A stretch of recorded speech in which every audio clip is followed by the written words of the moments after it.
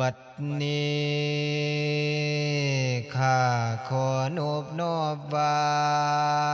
ปนุมก่อนก้อยก้าวมานูในหน่วงนาวคุณแก้วระนึกหามศรัทธาโยมเจ้าผู้ใจแก่การนึกฮอดผ้าไตรลาดได้เอาตนโพยพาดผ้าเขื่อนมา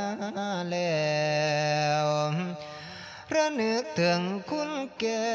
วสามประการกลมกราบโดยสุภาพเพียบห้อยทั้งคอยสิไว้พรขออย่าได้ทุกข์ยากคอนประกันสิ่งสันใดสัพพภัยเว้นสังให้เสื่อมสูญสลายสิ้นอยู่ท่านกิน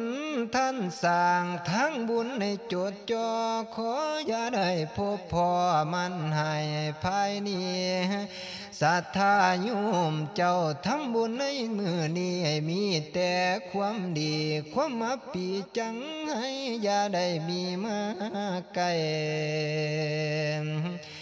อันความเจ็บหรือความไข้แนวใดใดไกลห่างอย่าสิมาอยู่ข้างข้าของให้ขาดคิงจิตสงบแน่นิ่งปราศจากมวลมานกระเสริมสุขสดใสนั้นส่วนใจสบายบาง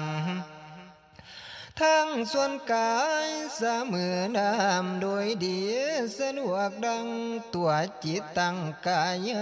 คอยสมหวังทุกลานบ่พันพอสิ่งใด